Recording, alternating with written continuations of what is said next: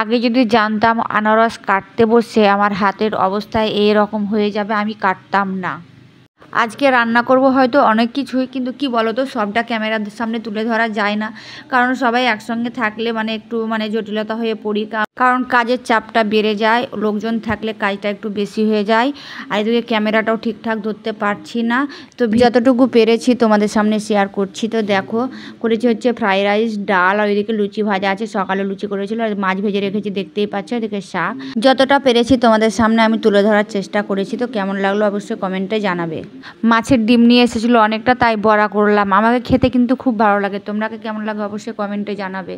আমি একা করিনি কাজ, সবাই একসাথে মিলেমিশে করছি। ওরা ওই সাইডে এটা ওটা করছে, আমি এদিকে রান্না করছি। খুব মশলা করে নিয়েছি। তো আমি মশলাতে পেঁয়াজ রসুন দিই না, কারণ আমি মাছ রান্না করি বাদাম বাটা, পোস্ত বাটা, সর্ষে বাটা, জিরে বাটা, আদা লঙ্কা এইগুলো দিয়েই আমি কিন্তু মাছ রান্না করি, পেঁয়াজ রসুন দিই না।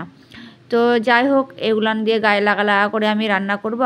আর এইদিকে মাছের মাথা কেউ খেতে চায় না, তো তার জন্য আমি বললাম যে মাছের মাথাগুলান টক করে নাও, বেশ ভালো লাগবে খেতে। তাই একটু টক করে নিয়েছিলাম, ভালো লাগছিলো, লেবু দিয়ে করেছিলাম। আর এদিকে তারপর চলে এলাম দোকানে এসে আমি প্রথমত আগে লিপস্টিক দেখতে লাগলাম, কারণ লিপস্টিক আমার প্রচুর লাগে, আমি লিপস্টিক দিতে আমার বেশ ভালো লাগে। আর ভিডিও করছি বলে লিপস্টিকটা একটু বেশি লাগছে বিভিন্ন কালারের। তো তাই দেখো, আমি লিপস্টিকগুলো ছোটো হতে পারে কিন্তু দেখতে বেশ ভালো লাগছিলো, তাই আমি এই কালারটি নিয়েছিলাম। তো কালারটি কেমন হয়েছে অবশ্যই তোমরা কমেন্টে জানাবে। আর লিপস্টিকগুলোর দাম সত্যি খুবই কম, তোমরা যদি জানতে চাও তো অবশ্যই কমেন্ট করো, আমি বলে দেবো। তো সেখান থেকে আমি বেরিয়ে পড়েছি। তো তারপরের দিন সকালে দেখো, দিদির মেয়ের সঙ্গে একটু মজা করছিলাম। তো দিদির মেয়েকে একটু রাগিয়ে দিয়েছিলাম, তাই একটু মুখটা ঘুরিয়ে নিয়েছে। তো যাই হোক, আমাদের বড় মেয়ে, তো রাগটা ওর ভাঙিয়ে দিলাম আমি। তো দেখো, তো ওকে বললাম যে কেটা কী করছিস না, তো দেখো মাসিমণি কলের ট্যাপটায় জল পড়ছে না। আমি বললাম টাইমে আসে, ওই যে না টাইম হয়ে গেছে তাও পড়ছে না। তো দেখলাম পরে যে একটু সাইডে একটা প্যাঁচ থাকে, ওই প্যাঁচটা বন্ধ ছিল, তাই জলটা পড়ছিল না। তো দেখো, এদিকে আমি বসে গেছি আনারস নিয়ে। কি বলবো তোমরাকে, এত রাগ হয়েছিল, আমার মুখ দেখেই বুঝতে পারছো যে আমি কতটা বিরক্তি বোধ হয়েছিলাম আনারসটা কাটতে।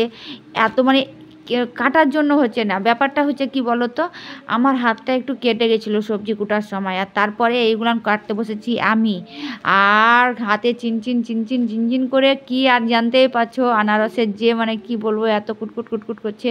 আর চোখগুলান কি তেজ চোখের, আর খুব ব্যথা করছিল গো, এত চিনচিন করেছিল।